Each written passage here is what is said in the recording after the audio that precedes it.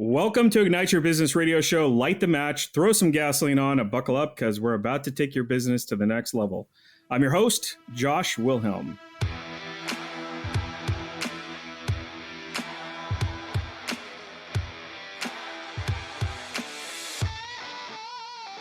You might be asking yourself, who is this Josh guy? What gives him the right to talk to all of these successful business owners? Well, I'm the founder of a design and marketing agency in Southern California for the last 23 years. And I get fired up when I talk with small and medium-sized business owners about their journey. So let's get right to it. The American cosmetic industry is truly a force to be reckoned with more than 50 billion, that's with a B, in annual revenue. The success of brands like Maybelline and L'Oreal is staggering. However, many critics of the cosmetic industry would argue that not all profits are good profits. As the presence of such critics might make one imagine, our beauty industry is fraught with controversy. A large segment of this controversy is brought on by the age demographic that major beauty brands serve. When nearly 80% of the market share belonging to teenagers, it's easy to see why someone might be wary of the manner in which these products are marketed. I recently saw an Instagram post highlighting some of these marketing tactics that said, if tomorrow women woke up and decided they really liked their bodies, just think how many industries would go out of business. No joke. Today's guest has made it her life's work to fight against these harmless stereotypes. With the birth of her daughter as a catalyst for her success, she has created a beauty empire dedicated to allowing women to explore their creativity while empowering them to love themselves while doing so. The Ignite Your Business Radio Show is proud to welcome REALHER co-founder Merid. Megan, welcome to the show. Well, thank you. Thanks for having me. It's good to be here. Absolutely. All right, so let's kick it off. Let's get right to it, and let's start with having you tell us about you and really the real you, if you don't mind sharing that with our listeners. So the real me is a 41-year-old mom in Southern California. And I have a biracial daughter. She's 4.5. Her name's Faven Malone. I'm a wife. I am a co-founder. I am a friend. I'm a sister, a daughter. I'm very passionate about equal rights. And we reside here in Southern California. Awesome. Well, I was a bit taken back why right off the bat you shared and disclosed your age. A lot of women, that is not the typical approach. It's usually, well, I'm hovering around this age, and let your imagination and your own thoughts take effect of what age it is. But I think that goes true with how we opened up this episode with talking about the real you. You are real. You're not trying to hide behind what a lot of the makeup line, like I introed into this segment with you, is that a lot of people are trying to hide who they really are, and letting makeup being that kind of palette and even canvas, if you will, to allow them to hide behind it. So thank you for sharing that. I appreciate you being upfront, and here I am. This is who I am. So thank you for that. Take it or leave it. All right. Exactly. All right, so getting right into it, I want to clarify that I'm asking questions based on people who wear makeup. I myself don't wear makeup. You might argue that maybe I should start thinking about it, or, maybe pursuing that. But anyways, makeup teaches anyone to focus on what can be fixed. Dark circles can disappear and eyelashes can appear with the flick of a mascara wand, as it seems. Yet your company is called REALHER. Can you tell us about why your company is called Real if makeup inherently alters reality in some ways? Yeah. So I think makeup is a tool. I don't think it's something that we should hide behind.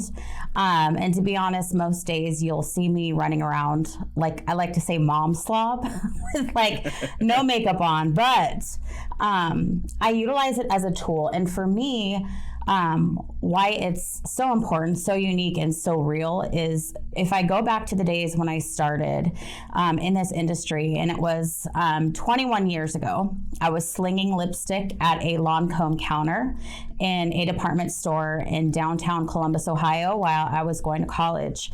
And for me, having women come to the makeup counter wanting to get their makeup done and not necessarily feeling confident, not feeling pretty, or they didn't like their eyelashes, or they didn't like the lines around their eyes, by adding, whether it was skincare or adding a couple colors onto their face or that mascara or a lipstick, sometimes then just showing them in the mirror how beautiful they truly looked was the highlight of their day. Their entire countenance changed. Everything changed about them. And for me, that was huge. And I thought, oh my gosh, this is what I want to do with my life. I want to impact women so strongly in such a way that they leave my chair. At the time, it was all I had was a makeup chair, but they leave my chair feeling empowered, feeling inspired, feeling like they're on top of the world, that they can conquer anything and be the real who they're meant to be. Because a lot of times, when a lot of women like to hide behind, whether it's their hair or their clothes or their kids or their husband or their career, they don't want to step out and be uniquely who they were created to be or who they are. And so I think makeup, it just enhances the real you. It's not changing. It can change. I mean, by all means, I've been to a couple of drag shows in my life. And, Halloween is a thing, and we, like to dress up and have fun, but really it's about enhancing natural beauty, and taking in consideration your imperfections, what you think are imperfections, and building on those and figuring out like what colors work best for you, or when you feel most confident wearing what type of product. I think that is truly the beauty of makeup, is using it as a tool and not necessarily as something, thinking of it as I'm covering up under this. And makeup is different for everybody. Somebody might want a really heavy look. Sometimes women want something just a little bit lighter, just a little lipstick and blush and mascara. But whatever it is, it's making them feel more confident. It's making them feel like they can conquer the world, that they can build their own empire, that they can be a better mom, a better wife, a better friend. That's truly what, for me, makeup does. Got it. Okay. So it's more in your thought process behind it is makeup is really intended to be something that accents already what you have. Yes. Certainly some might take it a step further and kind of cover up what they're embarrassed about. But in the way you look at it is really from the standpoint of don't hide those things that make you unique, rather highlight the things that you already feel confident about or you really like about yourself, and build upon that to go even further and build up that courage over time so that you embrace the different pieces that maybe initially you were embarrassed with. Correct. Yep. Okay, great. I appreciate you sharing that. So let's think back to those times where you had people sitting and customers sitting in your chair and you were helping them with their makeup. I want you to kind of put yourself in that chair for a second. And I asked that, did you always feel like you were an empowered woman? Did you always feel like you were yourself, what you're trying to now your crusade is to help other women with? Or maybe you didn't feel empowered and that's what kind of got you on this journey? No, I absolutely did not feel empowered. And this will take me back to even junior high and high school and feeling very isolated, growing up in a place like Orange County, California, where most women are thin and blonde, and they get a lot of stuff done to help with their upkeep, which I am not against at all. Sure. But growing up in an atmosphere where everyone seemed to be so beautiful, and me having the dark hair and being a little bit more of a thicker woman, it was always a struggle for me, always. I was a cheerleader. I felt super self-conscious compared to the other girls. And I think not until really moving, the first I want to say part of the process of me feeling empowered was moving away and going to college in a different part of the country. One, and seeing where normal is different in other places of the world, not just Sure. Orange County, California, where I started to feel a little bit more liberated about who I was, what I looked like, that I was different, but it was okay. I felt more accepted. And then I think in my 30s, when you turn 30, I feel like for women, and you just, and then now being 41, you just get to a point where you just don't give, I don't want to cuss on here. I don't know if cussing's allowed, but you just don't give an F anymore. You've been through enough things in life where what other people think about you, it just rolls off your back. For me, it does anyways. Sure. I really don't care. I don't have time to dwell on that. But I think by first moving away and outing out of that atmosphere of needing or wanting to feel perfect, and being surrounded by what I thought was perfection. And now I look at it, I'm like, oh my gosh, what was wrong with you? You know, and it makes me sad. And I think for me, even with my daughter now, she's 4.5 years old, and it's so important to me to remind her every single day how beautiful, how smart, how healthy, you know, how funny she is. All of these different affirmations we say before she goes to bed, along with our prayers, because I want her to have that ingrained and instilled in her head.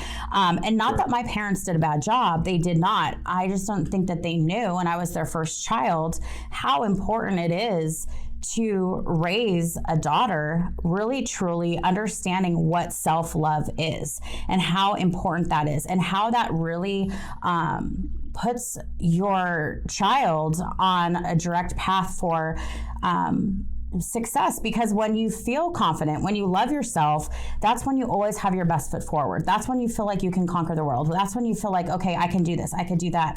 And I felt like I had a delay, because it took me a long time to get that confidence. It took me a while to feel empowered and feel like who I was enough. And I think that's so important as a parent, that it's my job to make sure that my daughter is getting what she needs from me and her dad, so she feels like she could do anything she sets her mind to. So sure. Well, thank you. Thank you for sharing that, because obviously, I think part of it that you expressed was the environment that you grew up. And again, nothing against your parents, because they, like a lot of us, we can't prepare our children for every little thing out there. Right. I mean, it would be a nonstop battle, and you probably would end up giving your child a complex while you're trying to prepare them for every little thing out there. But you do the best that you can as a parent, and you can't even wrap yourself up into woulda, shoulda, coulda, because it's just not fair. You're doing the best that you can as a parent, as you know now as a parent. Yeah. You take one day at a time, and one life lesson at a time as you come across it. But it's interesting that you went through a scenario where it was truly in the environment, and everything around you had this culture of you had to look a certain way, whether it was even forcefully like, no, you have to, but it just the natural pressure came off of your environment of seeing that people in high school is brutal for anyone, for most people, even those that you look back and you have those reunions with, and you go, wow, you must have had it easy, and they're like, no, I really didn't. And then getting a chance to talk with them, you're like, holy cow, I had no idea. I thought you just had it all figured out, and you were Mr. or Miss Popular, and not realizing what everyone goes through. And some of it is kind of just our own journey that we have to go through. So thank you for sharing that. Yeah. All right. Well, I know it seems like we just got started, and we have, but we're going to pause for a short break. When we come back, we're going to talk about the topic that is on everyone's mind: how Real Her found success.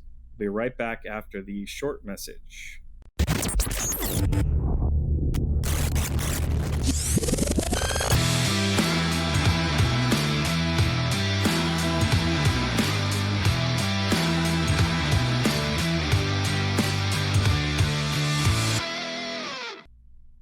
And we're back with Megan from Real Her, and we're getting into... Before, Megan, we talked and touched a little bit about the presence of controversy in the cosmetic industry, and especially advertisements. with a brand that's set out to complete change the perception of makeup and other such products, you must have had a regimen, the possibilities, or I'm sorry, let me repeat that. You must have had to reimagine the possibilities for advertising as well. Love to hear more about this. So, what has been the most unexpected marketing cost that you have experienced with RealHer? So, think back when you first started, and you have to get started somewhere. You don't quite know where to get started, but you're like, look, we got to do something. We got to get the word out. And what was that? What was that unexpected cost in the marketing realm as you got underway? Marketing is endless. There's so many facets. I think for me, the thing that's the most jaw-dropping and the most shocking is the cost of working with certain influencers or any influencers. So as a makeup brand on social media, I mean, you have to do it. You have to drink the Kool-Aid. Everybody's doing it. You have to work with micro influencers, beauty bloggers, YouTubers, TikTokers. The list goes on. And so sometimes it's almost like startling when you'll get somebody's price menu of what they charge.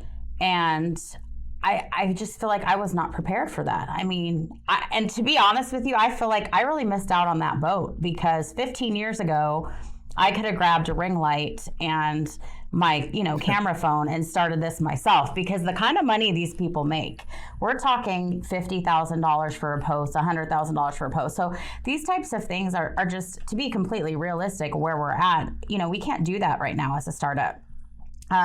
So we've had to learn to be successful other avenues, like working with micro influencers, having an affiliate program, and really trying to create genuine content even within our own studio.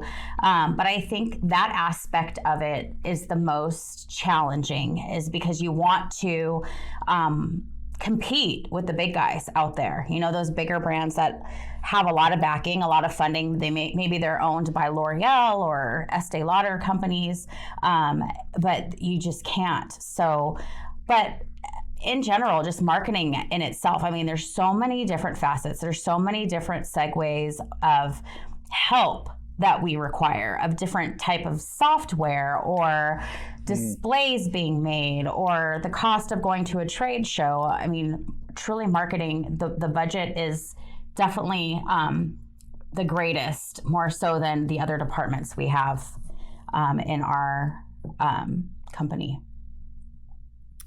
We've talked about it before with other business owners, and I think you, as well as all of us business owners, small business at that, is that we realize, and some of us, it came as a harsh reality faster than others, but just simply opening up a business, and even if you have a retail location or not, but simply, opening the door and say, okay, we're grand opening, we're here, we're ready to serve, does not mean that immediately you have a line around the building of customers ready to start buying your product or service, for that matter. No.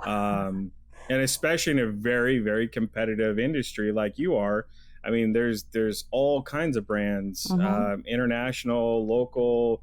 I mean, you name it. There's a ton of brands out there that you're competing up against. And like you pointed out too, they're a bit more established than you, so they have the marketing budget to be able to support it. So they can hit up all of the, top influencers, as you were saying, to get that exposure. Because sure, if you had kind of that one Hail Mary, toss out there, and you had $100,000 sitting in the bank that you could toss out to a Kim Kardashian or something like that, sure, your sales would skyrocket. I mean, one of the first, I think, influencers that before the popularity of the term influencer, could have even been someone like Oprah. Oprah used her power and her influence of her own show to say, hey, I really like using this product. All of a sudden, overnight, that business got hit up online, calls, mail order, whatever it is. But that's kind of some of the original roots of the influencers. But we all know it by different terms. I mean, even on Amazon, with all of the reviews on products and stuff like that, those are just micro influencers at that level. but Right. we're all contributing to overall how products are doing. So your products range from, and I love the names of these, but you've got I am resilient, I as in the eye, the human eye, am Little play on the resilient, words. eyeliner, Mm-hmm. to love what you do brushes, to even I am adaptable lipstick. Can you tell us why the products are named this way and how you mark the products to align with your company vision? Yeah. So, talking again about there's so many brands out there, there's great brands, but we wanted something that was truly unique to the beauty space, something that had not yet been done. Was having a brand that empowered women, not just with great quality formulations, but also having a product that would inspire them or empower them with affirmations. So the name of every product shade is an affirmation. So instead of it being like hot pink or, rosy red, it's I will succeed, or I am beautiful, I am tough. Different affirmations for women to be able to, or men, put on their face in the morning, throughout the day. It's in their purse, it's on their desk, but constantly be reminded that they are enough, that they are beautiful, that they can succeed. I actually had a girlfriend from college who I had given a lipstick to, and it said, I am worthy.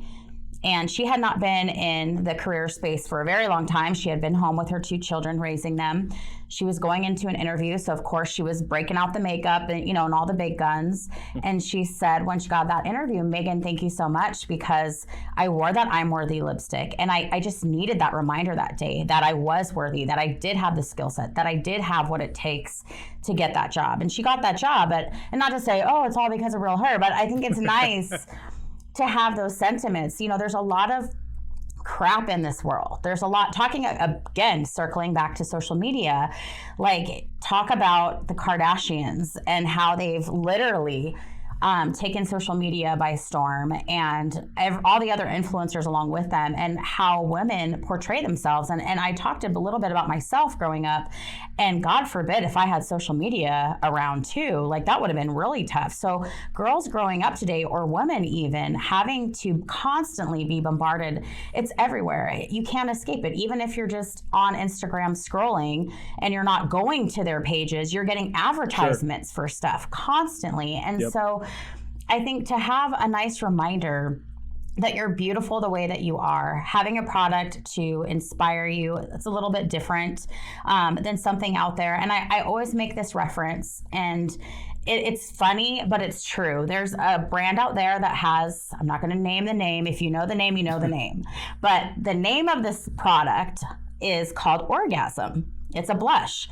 And when my child turns 12 or 13 and wants to wear makeup, I don't want her saying, Mom, can you buy me Orgasm blush for Christmas? Okay. Now, if she says to me, can you get me Real Her, You Are Brilliant blush? Sure, baby, anything you want, because I want to be able to do something different, or we want to do something different.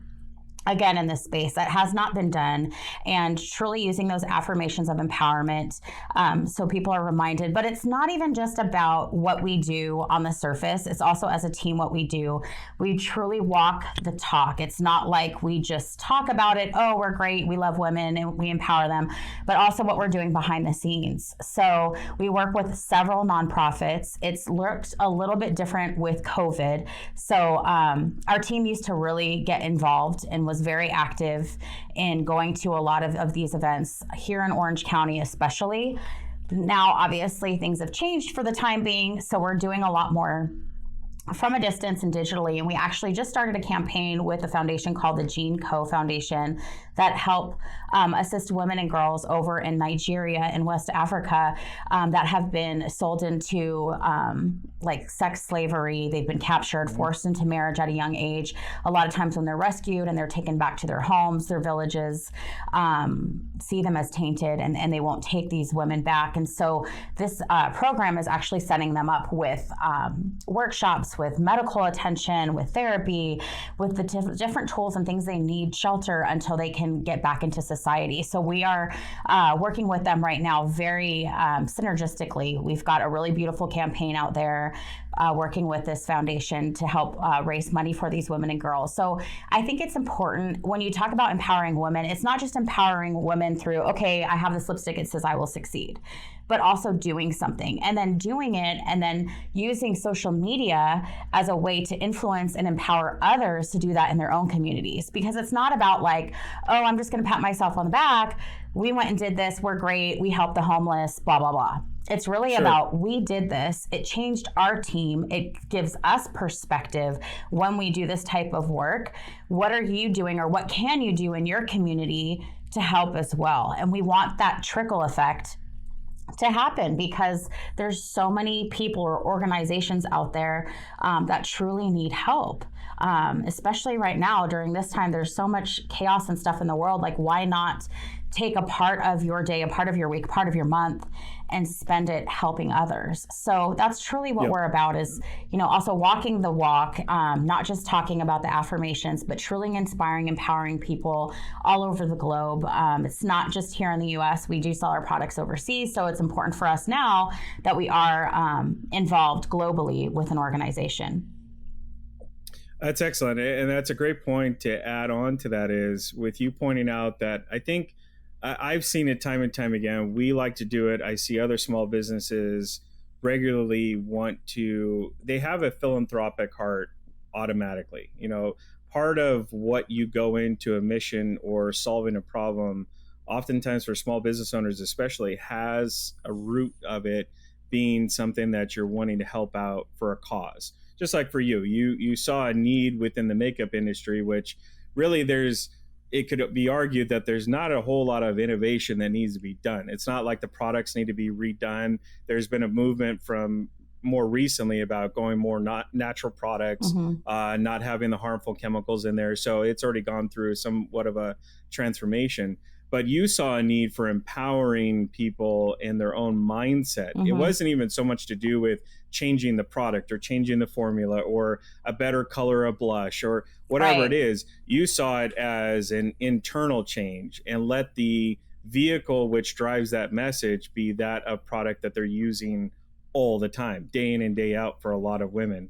And I think it's excellent to point out too, for a lot of small business owners, especially, you brought up a good point with COVID, obviously has changed things for a lot of people in more ways than one, certainly, but also in the traditional way that maybe you were giving back in, let's say, food banks or something, like you were going in person to do and help out and donate your time.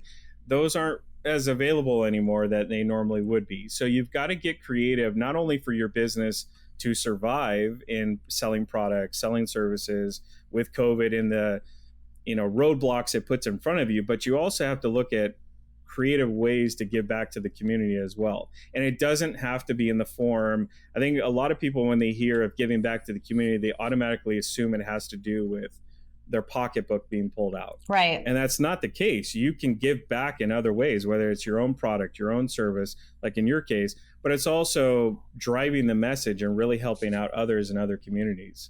So besides just being good for the environment, and we were talking just a second ago about the industry more recently going through a transformation in the products and the way they are created, even being harmful for the environment, oils and things that are not natural. Why is your company cruelty-free and focused on sustainability? What have you found to be a part of that niche market of the beauty industry? Well, to be honest with you, and I'm not even an animal lover, as you know, Josh. So I just feel like testing on animals is just absolutely unacceptable. Again, and I'm not even like, I don't have pets. I don't care to have one, but I just feel like it's so wrong. It's so sad, when you've seen videos on it and so forth. So I don't feel like it's something that should be even an option anymore. I mean, technology's gotten us so far that you really don't have to. Even rules now or regulations and most of China have changed where you don't have to test on animals. And so honestly, if there's any brands left testing on animals, like, shame on them, because there's so many ways to go about this differently. It's just, to me, it's a non-negotiable. Right now, we're actually also in the process of trying to get all of our ingredients over to vegan. So cruelty-free and vegan are two different things. Cruelty-free is we're not testing on animals. Vegan is completely no animal byproduct. Not even like our mascara currently has beeswax. So even though the bees aren't harmed, it's still it's not considered vegan. So for us, transitioning over to vegan is changing a couple of our formulations so then we can be PETA certified and be vegan and cruelty free. So we're working on that. When we launched our brush line, it was very important to me when we launched it. It was on Home Shopping Network that we went through a company called vegan.org and we got our brushes certified through them, because nobody wants to use brushes that are made from squirrel hair anymore, or horse or rabbit fur. I mean, this is really what we were using years ago. And there's the technology and the kind of materials that are out there that can be used can definitely replace and do just as good, if not better. So, why not go ahead and take advantage of that? So we are I don't want to say that we're organic or natural. I don't want to say that, but we are non-toxic and, a pretty clean formulation. We are paraben free, SLS free, again, the cruelty free, and then we're working towards vegan right now with just a couple things that we have to tweak, and then we'll be vegan. Okay.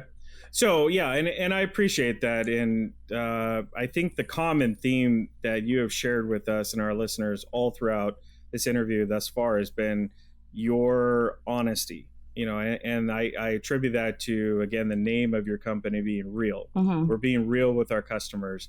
And I appreciate you being honest and open about that, to say, look, we're not going to deceive people and say we're completely out of transformation even of our own, but we're constantly working towards that goal of getting to that point. So it's important for people to know that and be patient too. I think a lot of people go, well, we're not going to deal with you because you're not 100%. It's like, you got to cut some slack sometimes, because change doesn't necessarily happen overnight. Right. Change takes time to get through and to go through it, because I'm sure, you said it, without so many words, but sure, if we could change overnight, we would. But we would also start compromising probably some of our product, which would end up hurting all of us in the end. Yeah. So we're having to take it slow and steady and test things before we actually make that full commitment over, or we still have a little ways to go before we find the right product or the right vendors that supply us products that we can then feel confident in being able to share that with our customers. Exactly. And understanding a lead time. There's like a lead time in production. And even now, like you see ships here in LA, it's like things aren't getting off the ships in time. So all these things have to be taken in consideration when expecting a new product launch or, a formula to change. Agreed. So as I stated, and we've been talking about earlier, the cosmetic industry is very large. I think that kind of goes without saying, especially here in America.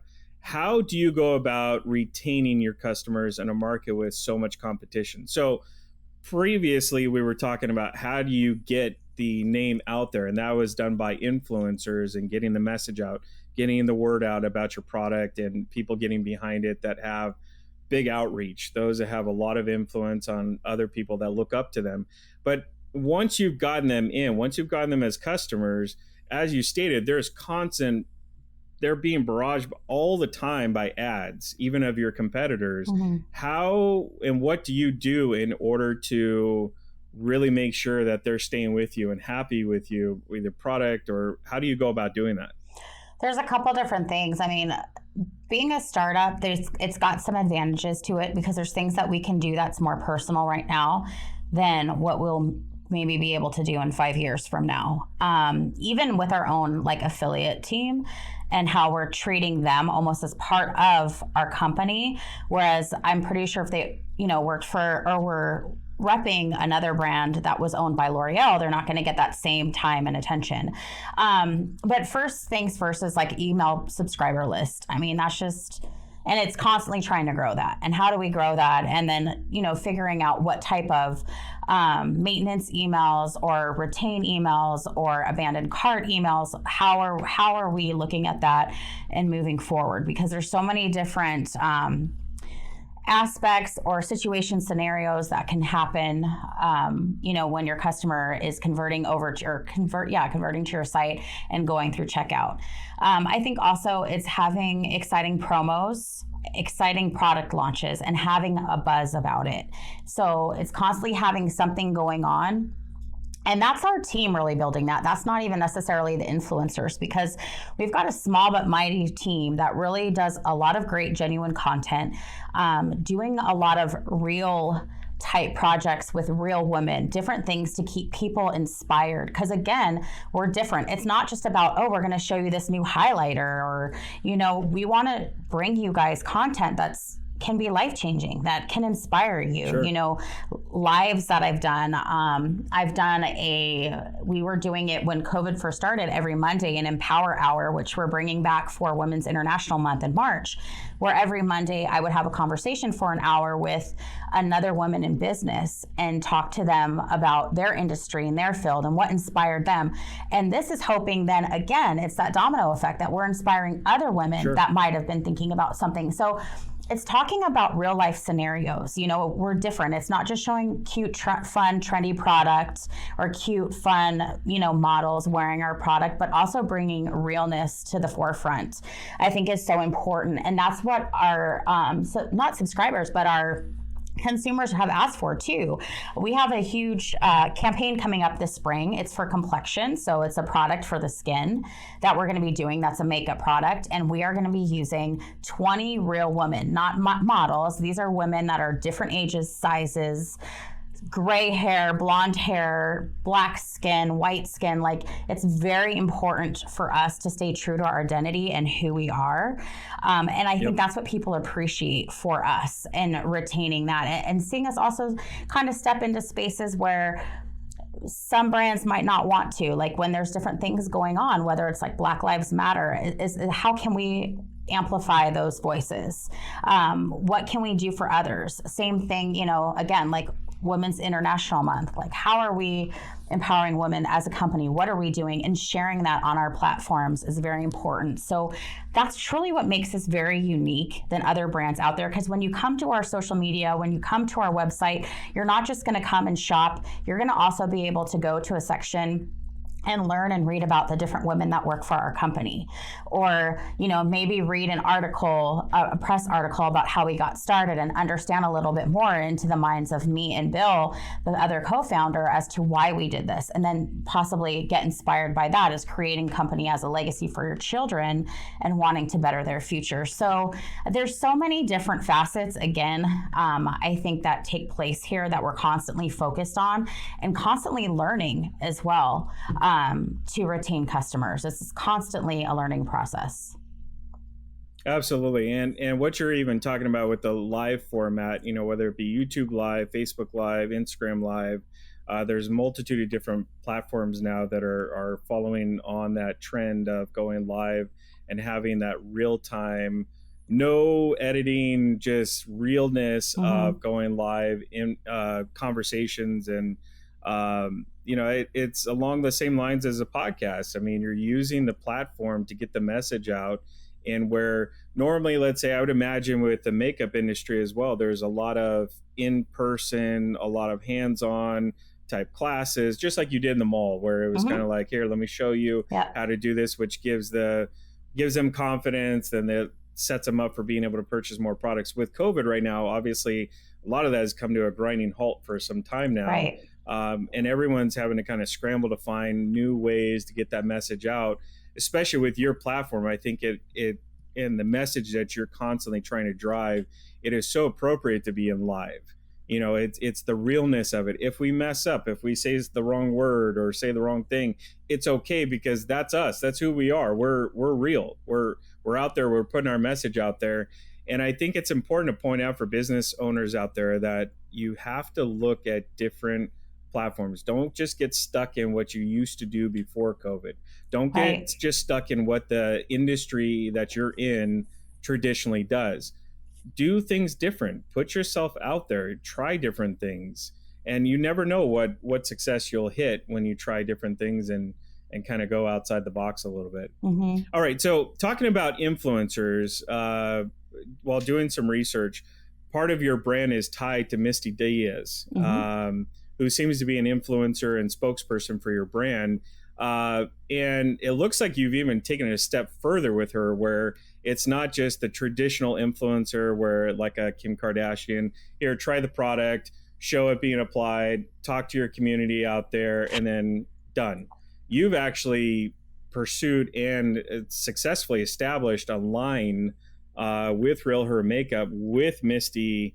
In addition to that, why did you choose Misty? And then is there anyone else that you like to have in your kind of dream influencer or retail partnership later on down the road? That is a very good question. So Misty actually reached out to us. I want to say it was about 3 years ago now. And someone let me give you a quick background about Misty. Misty is a adaptable athlete. And what that means is she is a woman living with spina bifida. And so she has different disabilities that she doesn't look like me per se. Okay. So when I think about myself and I complain and think like, oh, I'm too tired to go to the gym or go on a walk or whatever, like, then I kick myself now that I've met Misty, because she is beyond what this woman accomplishes in her races that she does. She's traveled and done different races all over the world. Her disability does not impair her as far as it keeping her back, holding her back, thinking she can't do this. She does it and gives 110%. Misty was at a race, I think it was here in Southern California, when one of her fans was there and actually gifted her a lipstick from us. And the name of this lipstick was called I Am Tough. And this was a long wear lipstick that Misty started wearing to every single race. Because when you're doing a race, these can go on for hours. And if you're going to wear makeup, you want something to be long lasting and sweat proof, and that's not going to move. And so that kind of became her signature look. Was Misty always had these beautiful bright red lips and a smile when she was doing her different races. And so that's how we had met her. She reached out to us and said, I love this lipstick. I'm an adaptable athlete. Can we figure out some way to work together? So after many conversations and getting to know each other, we were then able to start a partnership with Misty, where we actually had Misty become a part of the product development process and create her own signature red lipstick. And the name of that is called I Am Adaptable. And so for her, that meant a lot to have her own lipstick, but not only for her just to have this lipstick, but how can we give back? How can we give back to the people similar to Misty? So there's proceeds that go to a foundation called CAF, Challenged Athletes Foundation, that we've given to out of the sales of these lipsticks to support, Misty's cause. That's something that she's extremely passionate about. She's been a part of them for years. It's very important to her. So that was something else that we were able to kind of layer in there with all the different nonprofits. And Misty and she's become like a friend now, to be honest with you. Like, she'll do some stuff for us from time to time, but we always have the door of communication open, and we're constantly supporting each other, encouraging each other. She inspires me so much because I see, what she goes through on a daily basis. Like last week, she posted a video on her Instagram of, her just heating up and making dinner in her microwave, and what that took her when her house is not made, ADA compliant. And what that looks like for her. And so it just puts things in perspective. And I'm so grateful to know her. It's like I kick my butt because I think about, if Misty could do these things, like, why am I not doing it? So she's truly a remarkable, incredible person. And I hope we'll get to work with her more in the future. But as far as other people, we don't have anyone specific, but there are other people. Like, we want to do a body positivity, somebody represent. That's all about, loving yourself at any size. That's something that we've spoken about, maybe even like a working mom, real women with real stories. It's not about, let me go get Jennifer Aniston or Angelina Jolie. Sure. It's like, we want to work with real people because that's who we are wanting to touch and sell our products to.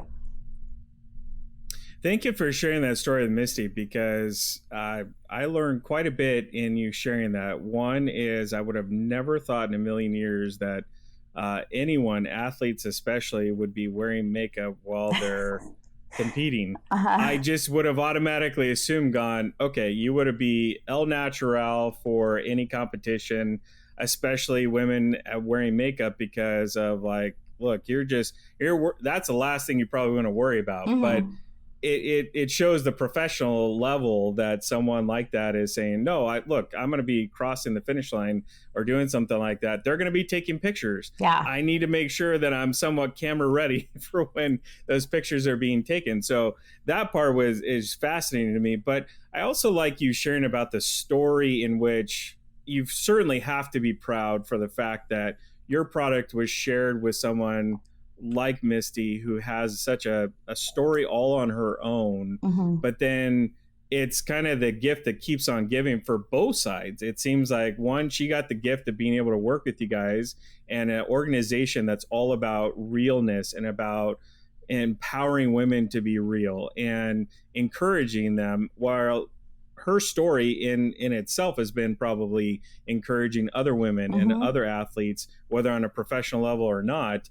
But then it kind of comes full circle and keeps rotating between you two, because you then get influenced by her Hmm. and just empowered by her story and what she's able to accomplish with some of the disabilities that she has to go through on a daily basis. But then she's encouraged by you guys with the initial makeup that Hmm. said, you know what, that's exactly what I look at every single day. That's what I'm trying to encompass on a daily basis. So it's fascinating to see that it's come full circle on both sides of that camp, and how you both have encouraged each other. So Right. thank you for Yeah. sharing that. All right, Megan, we are going to take a quick commercial break. Well, we previously touched on the controversy President Cosmetic advertisement. So we will come back to some of these pieces in a bit. But Megan, I'm going to have to ask you to hold your thoughts for just a second, because we are going to take that commercial break. And when we come back, we're going to talk about how you've gone and grown RealHer as a very successful business at that. So we'll be back right after this.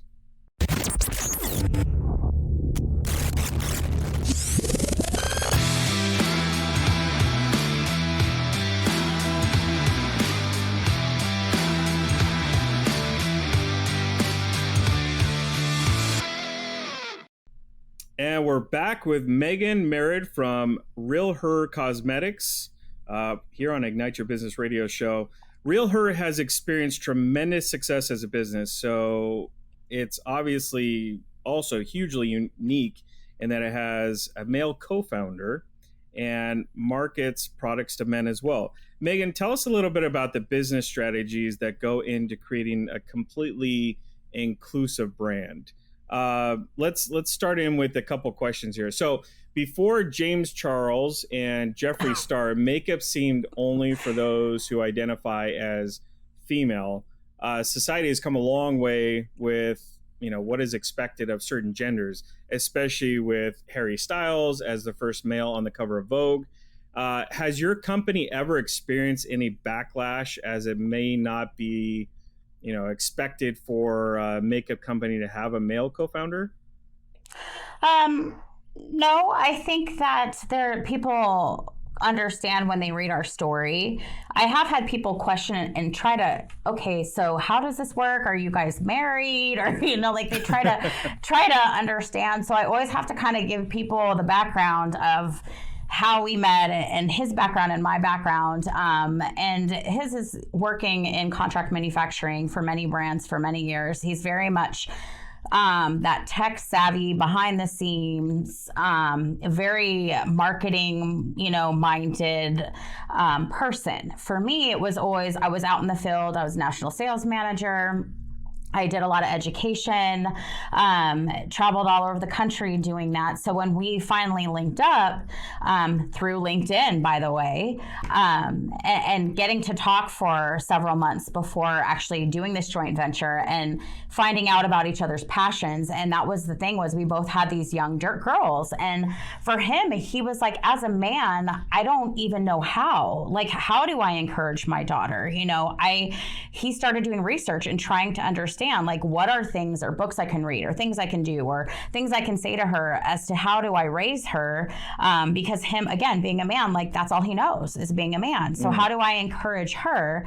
And same thing for me. It was very similar. When I found out I was having a little girl, it was like this light bulb went off, and I thought, oh my God, like, I have to change the world for her. Like, she cannot be born into this right now, so we're very, very like-minded in that sense of wanting more for our children. He now has a little boy as well, but wanting to definitely be trailblazers for that next generation and having them love themselves. He's very much behind, like I said, behind the scenes. So I'm the one that will have my face in the Costco magazine or go on to Home Shopping Network. I'm very much the extrovert. He's very much the introvert. So that's kind of how that works. And, there's a big trust there too, and him knowing and understanding my experience with the industry and trusting me to do research and work with product development and follow trends and coming out with our next product launches or what retailers to go into. So it's definitely a partnership and a back and forth between the two of us. And it's worked very well so far. Okay, great. Yeah, it sounds like you complement each other very well. You both bring strengths that the other needs in order for this business or for you to not have to struggle through trying to figure it out on your own. Having someone that's gone through the other side of it certainly helps speed things up a bit more and allows you guys to get traction a lot faster. Absolutely. So let's shift over to, in the past few years, there's been a controversy over not stating when an image is photoshopped. It resulted in some corporations like even CVS Pharmacy vowing to label their photos as digitally altered, like having to put it as a little asterisk and a little follow-up to that. Does RealHer have a stance about photoshopping images, or do you even Photoshop your images?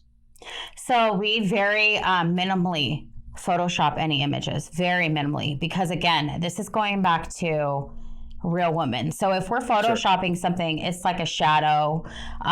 We're not making somebody who might be a size 14 to a size 4 or having blue eyes or now brown eyes, like that is not happening. Yes, because, and now you see it, especially like you see it a lot with like eyelash advertisements for mascara, they'll have to state like if they are wearing, false lashes with that. So, but for me, going back again to talking about like the Kim Kardashians and social media and what we see, it's important that we represent real women.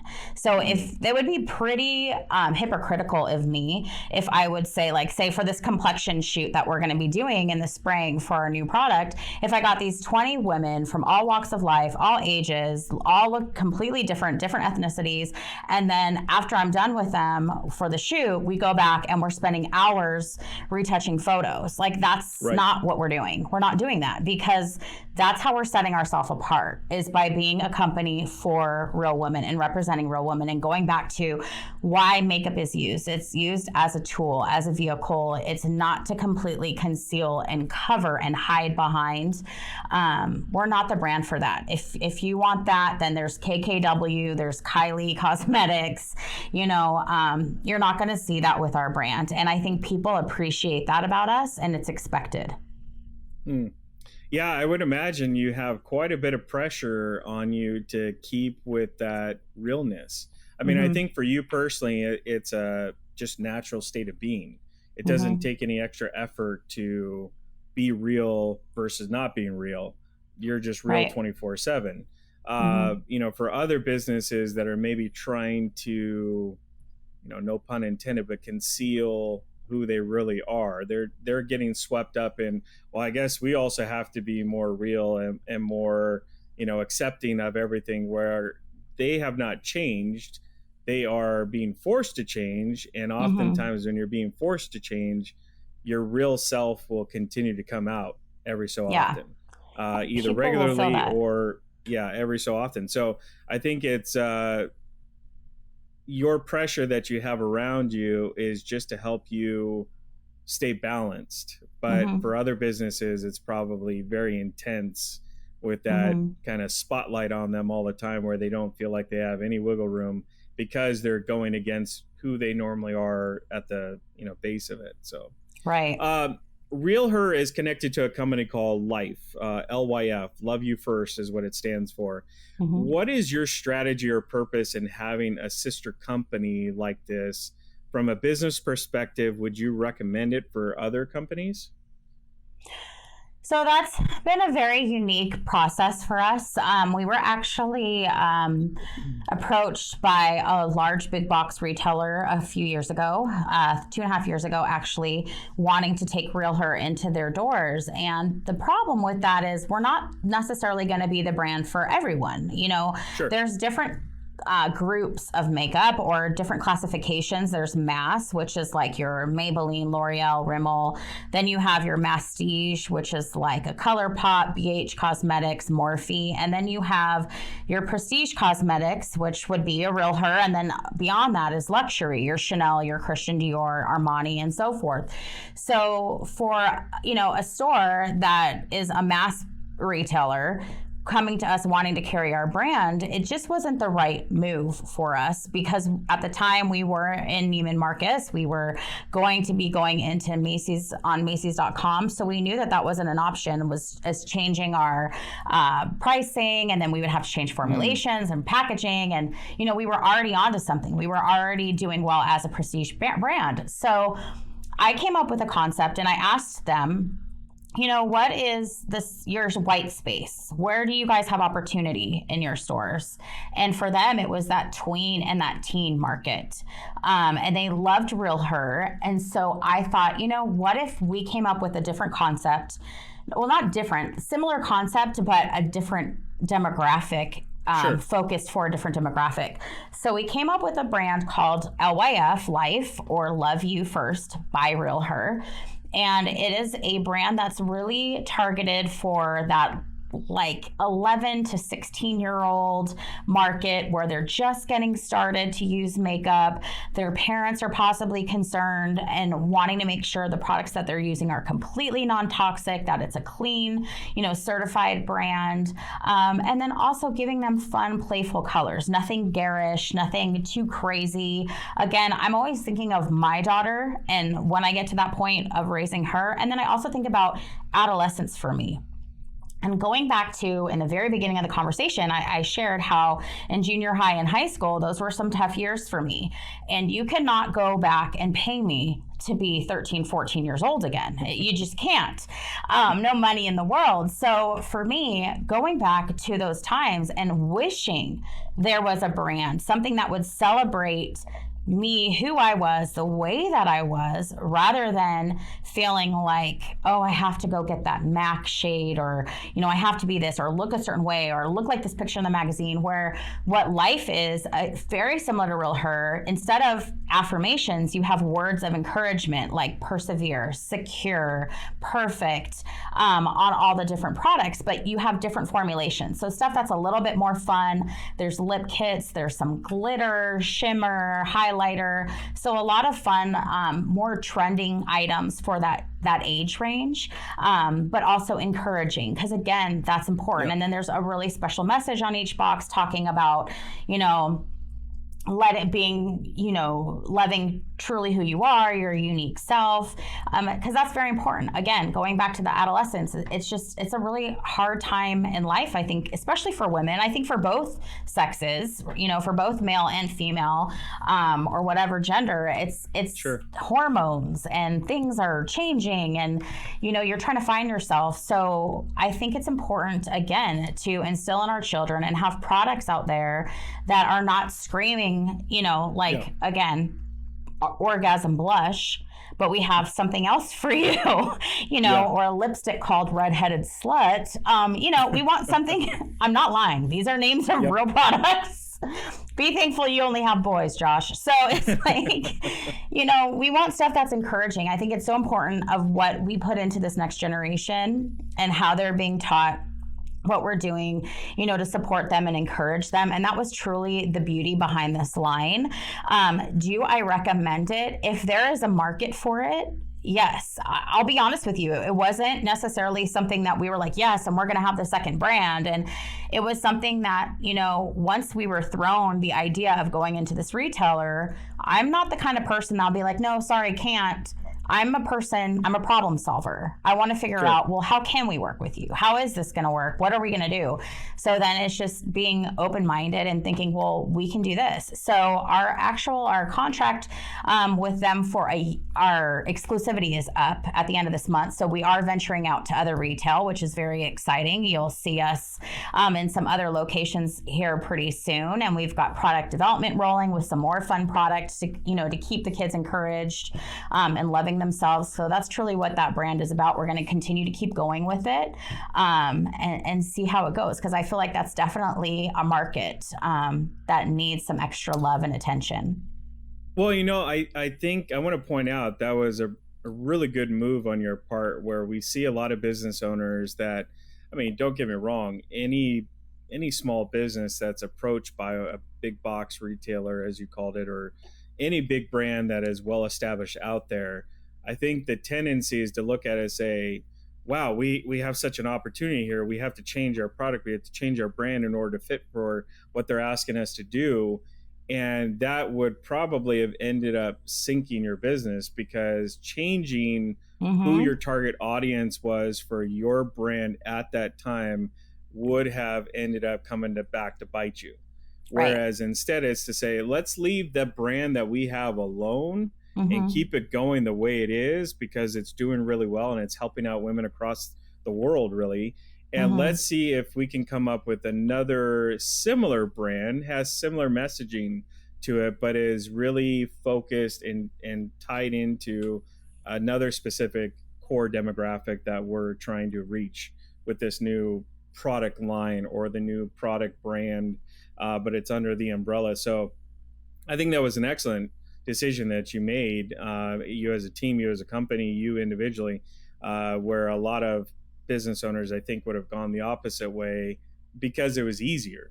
Between those two, it's probably easier to go, well, let's just adapt what we already have instead of starting all over the brand and kind of come up with the graphics and the colors and everything. That's a lot of work that you have to do. But in the end, it worked out, and it sounds like it has and continues to work out for you in the positive way. So excellent decision and foresight on that. But thank you. All right. So do you have to appear on Shark Tank to get your product to appear at Costco, or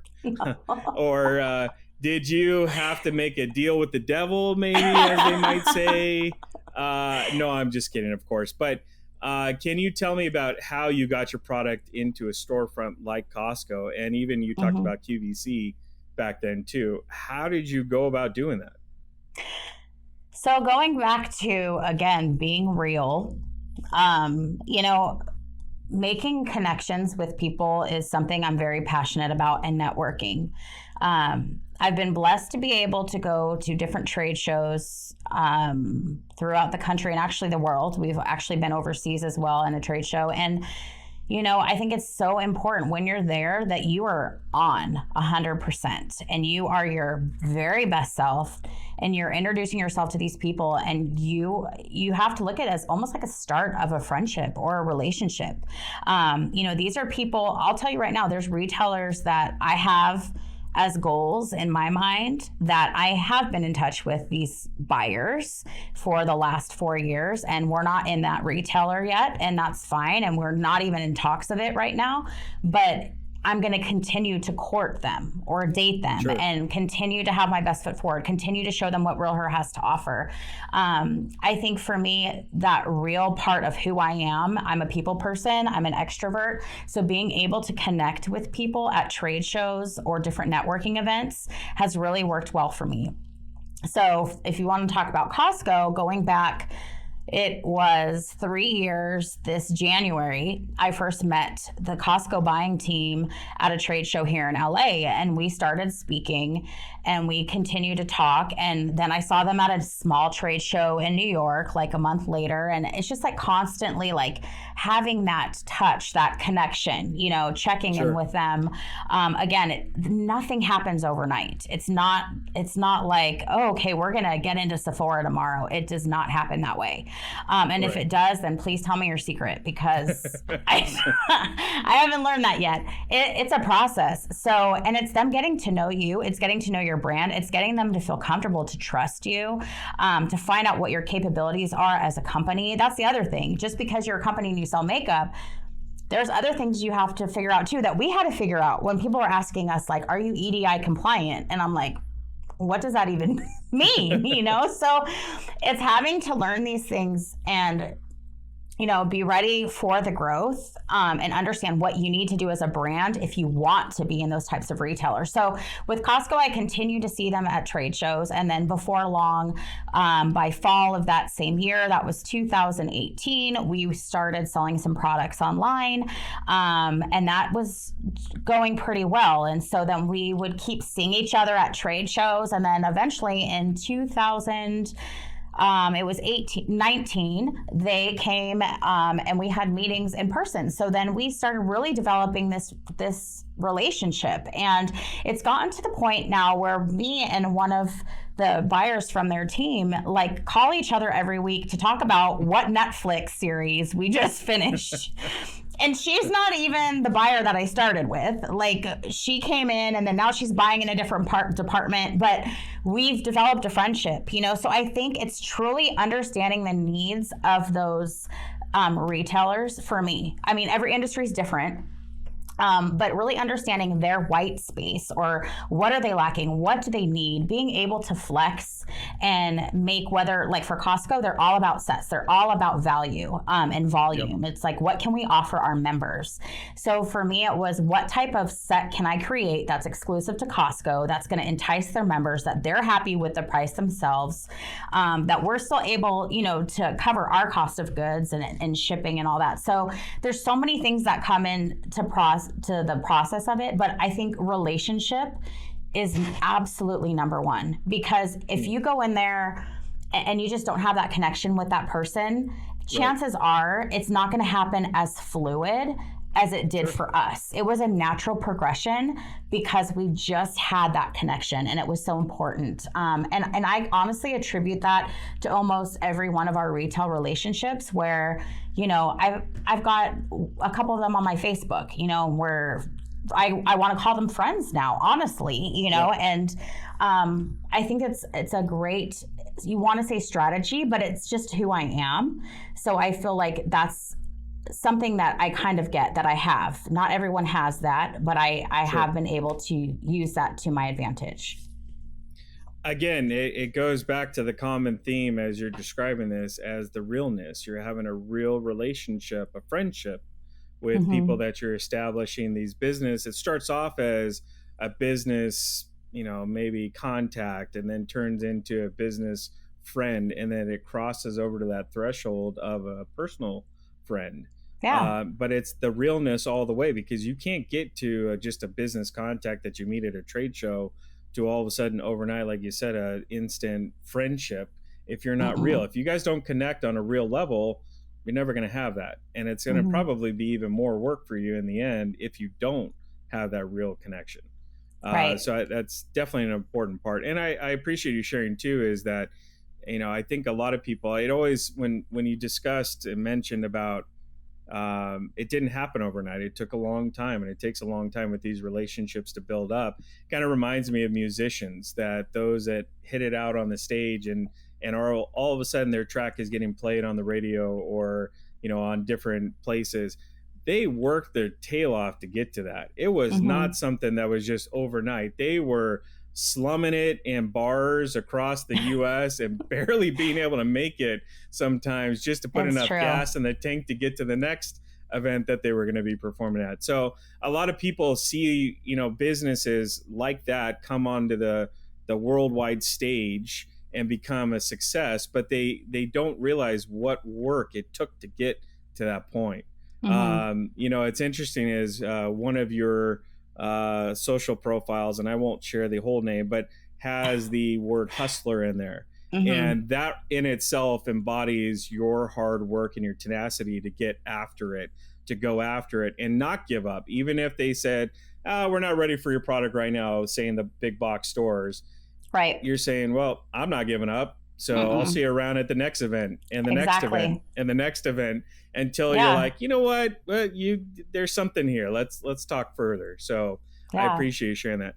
All right. Well, we'll end this segment on one last question because feeling inspired with being real. I wouldn't be real if we didn't ask certain questions that have gotten into my head about, okay, you've shared with our audience about what you've done to be a success, the steps that you've had to take and how hard you've had to work on it. No doubt there are failures along that journey that you've taken. I want you to think back on the marketing point for a second. So you found that influencers were a great benefit to you. We talked about also how you retain those customers and how you stay in contact with them. Also with putting out real content, as you mentioned. I want you to think back on something, and it could have been last month, it could be 5 years ago, 7 years ago. What's one of those marketing avenues or streams that you thought, okay, this is going to be a good one, and it was kind of before maybe you tapped into the whole influencer type setup? But what is a marketing strategy that you tried and it just was kind of what I would consider an epic fail? It was just one of those ones where you kind of fell flat on your face, but you picked yourself back up, dusted yourself off, and then you're charging forward again. Oh gosh, there's been a lot of fails. To be real, honestly, I'm gonna say working with influencers, and because it's a learning curve and really truly understanding, and our strategy today is extremely different than what it was 3 months ago. It's something that we've really had to kind of figure out, and we're still learning. But I think the biggest piece of, I guess, knowledge that's standing out for me now or trying to understand is consistency and follow-up and being all over that affiliate program that we're doing, all over these partnerships, these relationships. It's not like, okay, you're going to sign up, you're going to get a code, and you could talk about our brand and make commission. It's truly, it's literally developing, again, a relationship or a connection with these people that are representing our brand moving forward. So we've completely done an overhaul on our strategy and how we're moving forward. And it's actually like now, anytime somebody wants to sign up and be an affiliate for us, they have a one-on-one 30-minute Zoom call with me, talking about the brand and what the expectation is, and ask questions, about me for, with REALHER products, whatever, and really starting to get them excited, getting them more involved, and really trying to partner with them more than just expect them to post, but more so act as a partnership, because these people are a reflection of our brand. We are, utilizing their services to represent REALHER. And so I think moving forward, that's our strategy is to truly have that consistency, that follow through, those relationships that we're constantly building. And this is not something that, this is our strategy for the next 3 months, this next quarter. It's going to be moving forward until we figure out another way to be even more successful, because I feel like that's where we were lacking. Bill and I both feel that way. We were just not there with the follow through. And I think that has to happen. It's just like with me opening a retail account. I don't open Neiman Marcus and say, okay, great, peace out. I'm glad we're in your store now. It's like, no, it's like, okay, how can I support you? Am I going to send in testers gratis for all your employees? Are we going to do a training? Are we going to do a sales event? Like, there's so many layers of what you need to do. And so for me, not coming from a marketing background and always more sales and education, that has been something that I've truly had to kind of learn this past year during COVID. It's interesting how, we were talking about COVID a little bit earlier and how we're all adjusting and how we're pivoting. And for me, it's been a time of learning. It's like you can either accept defeat and think, okay, we're just not going to make as much money this year. We're going to have to lay off these people.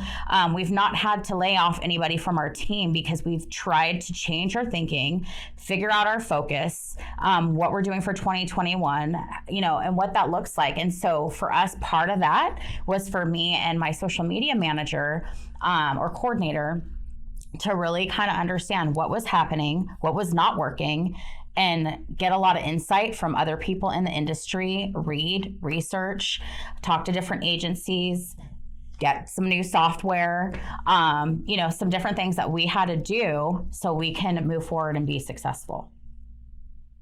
I'll tell you this, I was not expecting you to have your answer be the very same thing that you are successful in, being influencers.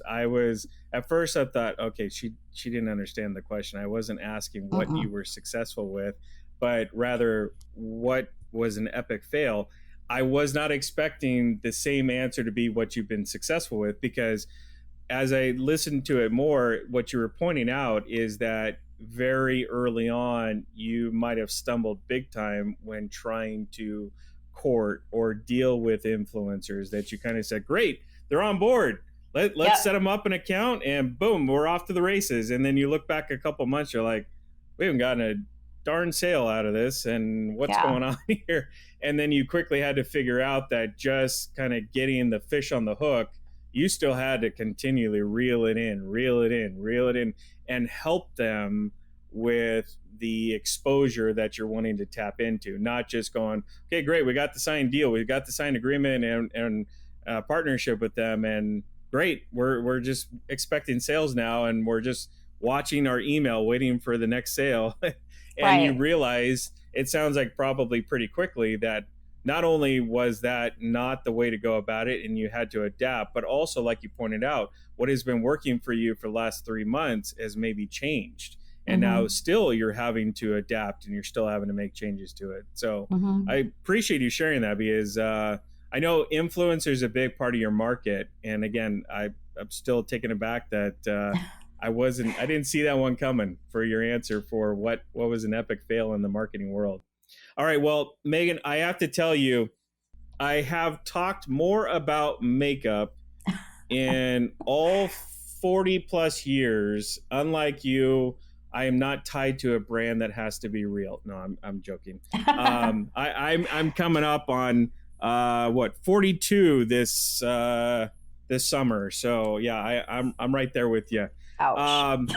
But I have certainly talked more about makeup in this time together with you than I have my entire life, and then some. But all joking aside, I do very much appreciate you coming on, and I've learned a lot, and I appreciate you sharing all of this. But before we wrap up and go, I do have a few more questions for you as an entrepreneur. So this question comes from our production team. Makeup is a very unique skill set that one is expected to have, but never something that is actually more so taught. It almost seems like it's something that you kind of have to be born with the ability to do, but is not really taught as much. And you coming as a mother of a daughter, you're quickly realizing, like, okay, I've got to maybe teach my daughter some things about makeup and how to apply and that kind of stuff. What advice, and even for the other co-founder, Bill, the other part of you for the partnership, what advice would you both have for someone who wants to get it better at applying makeup? Oh gosh, I think it's so much easier to learn today than it was back when I was in high school. I mean, again, talking about influencers. I mean, you can go on YouTube and pull up, like, you could just put in smoky eye and you're probably going to get a million, possibly more videos on how to do a smoky eye. I think that's a great place to start. And when I talk to clients or consumers, when I am in stores and I'm on the sales floor interacting, that's something that I get is I hear a lot of, well, I watched this one YouTuber, I watched this one beauty blogger, you know, and I get it. And you know what? There's a couple that I watch too. But I think sometimes that's really a great place for education. There's also, for me, it was learning in the different companies I worked with. I learned a lot from them. Also, there's books. Like, I'm taking it back old school before we had YouTube, but I really loved Kevin Aquan, who is one of the most renowned and remarkable makeup artists that's no longer with us here, but he's got several books out there that are absolutely amazing. Just reading on color theory. I mean, there's basic information you can find and Google on the internet. But I think too, just like going and finding, even asking around, asking friends or searching hashtags on Instagram, it's so easy to try to find someone that you can learn from. But I say find the person that is relatable, not someone that is, like, for me, if I was starting to learn makeup, I would want to learn from someone probably around my age who probably had children, who knew about like quick makeup hacks, like getting out the door. I wouldn't necessarily be watching, let's say, like James Charles, who drives me insane, but that's a whole nother story. Like, you know, or doing like complete like drag makeup. Like, that's not where I'm at in my life. And it's not to say he's not a good influencer or not good at what he does. I just feel like there's someone for everyone. So I think it's important to find someone. Don't put yourself in that realm of expectation if that's not even really what you feel comfortable wanting to achieve anyways. Like, if you're looking for an everyday look, you know, look for that. Look for someone that has, you know, maybe somebody that even looks similar to you, like skin tone, you know, that can play into it as well. Or does that person have blue eyes or brown eyes? You know, I think all these different things are unique attributes about people that we can look and see what they're doing to kind of duplicate on ourselves. So I think that's a couple places to start. Okay, great advice. All right, so we had to do some deep investigative work on the internet, and we found some stuff about you. Okay. We discovered that you tried out for American Idol at one point. I did. What song did you sing when you tried out, and would you go back and do the audition process all over again now that you know the outcome, or would you do things a little bit different maybe on the process that you prepared yourself for? That's a really interesting question.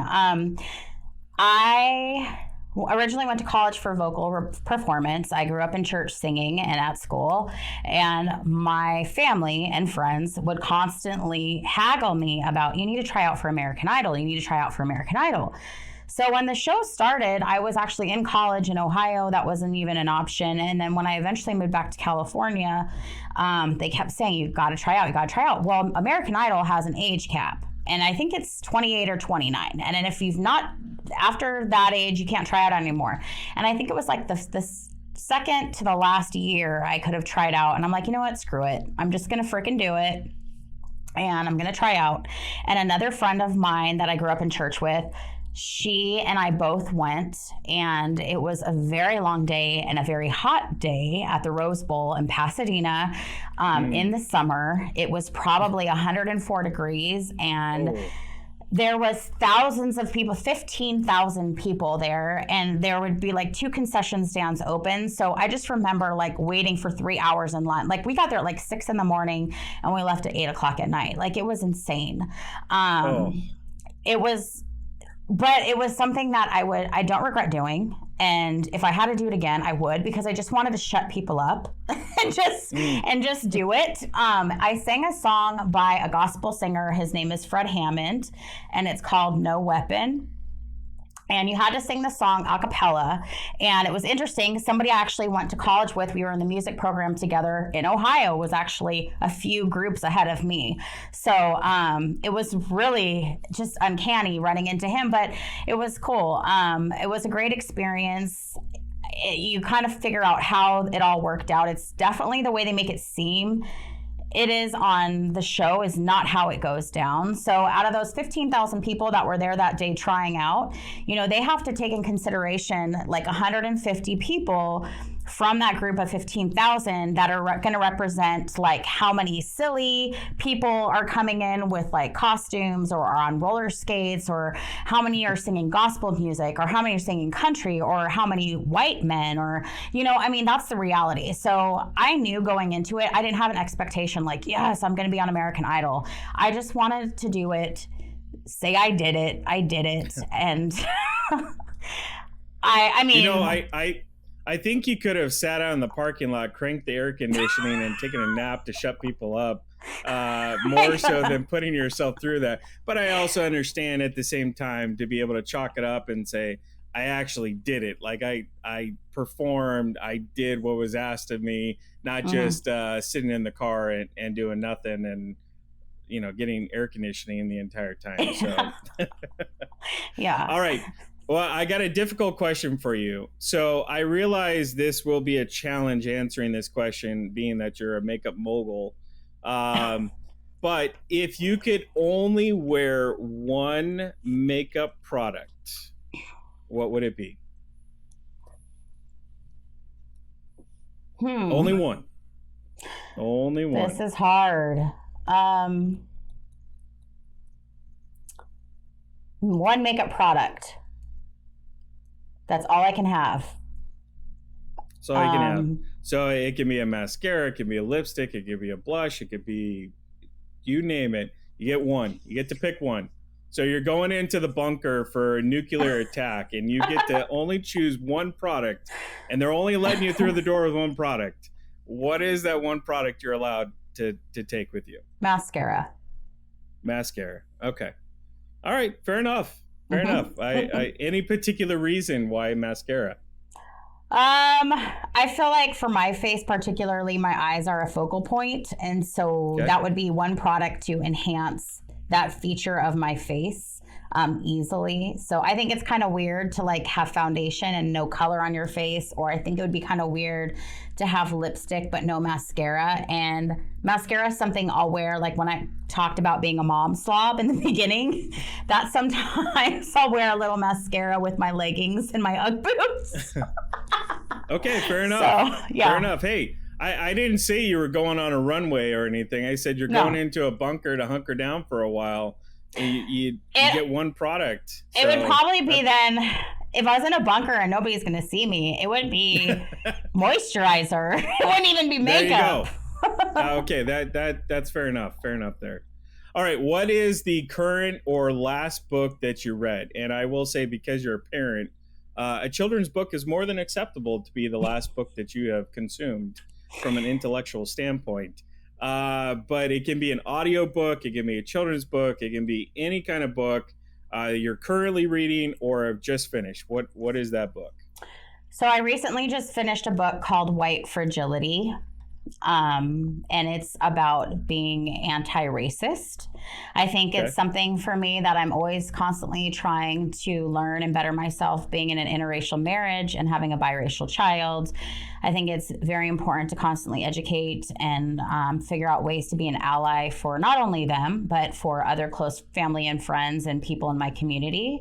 So I highly, highly recommend this book. It's by Robin DiAngelo. Anybody who has any interest of wanting to learn and educate themselves a little bit, it's fascinating, because there were things that I thought in there, like, I'm not a racist, like I've never done or said any, but then when you start thinking about stuff and reading and seeing how it's just in everything, like how we were raised, it's absolutely amazing. So I feel like it's a great starter for anybody who's wanting to try to like learn more, especially in this Sure. this day and time right now with what our country's been going through. I think it's great. I think it's something that should be read in all high schools or colleges personally, I think, for people growing up.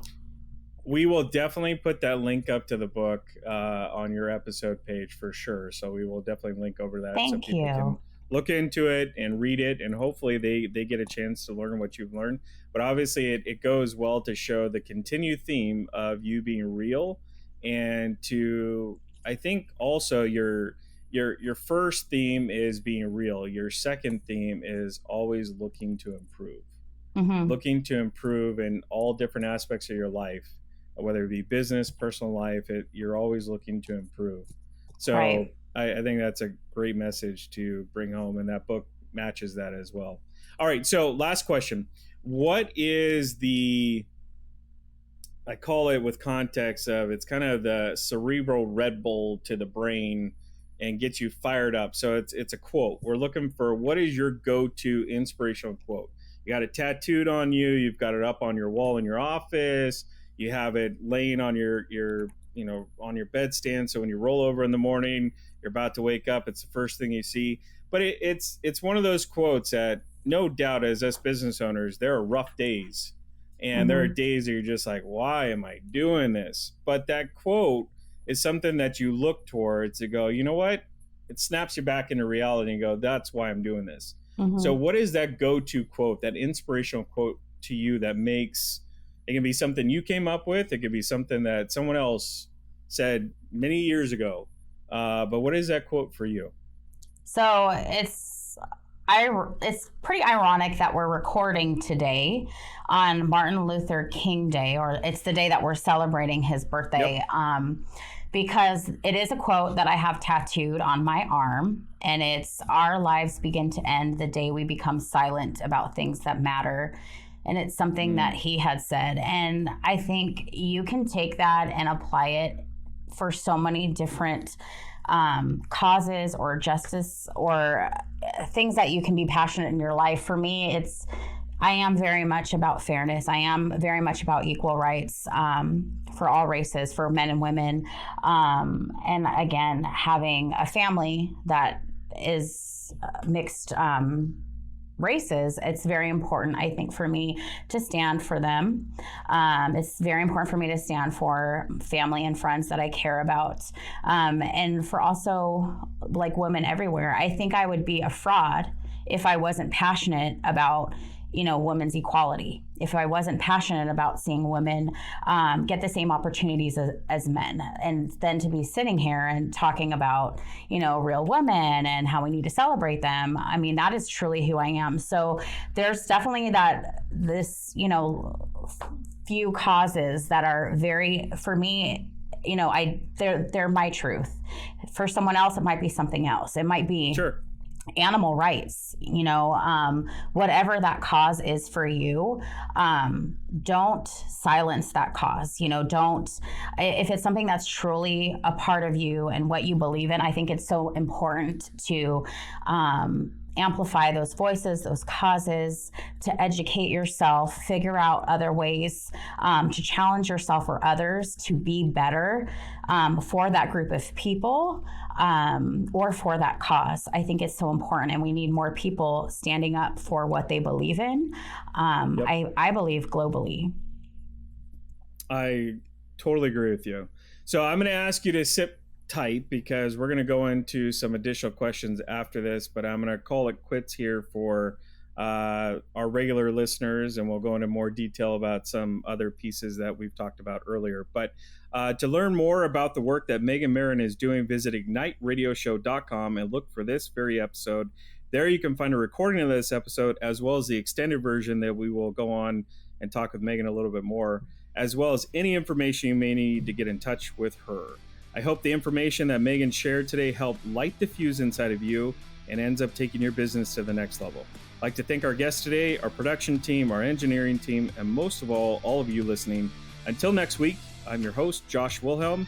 Have a great and successful rest of the week, everybody.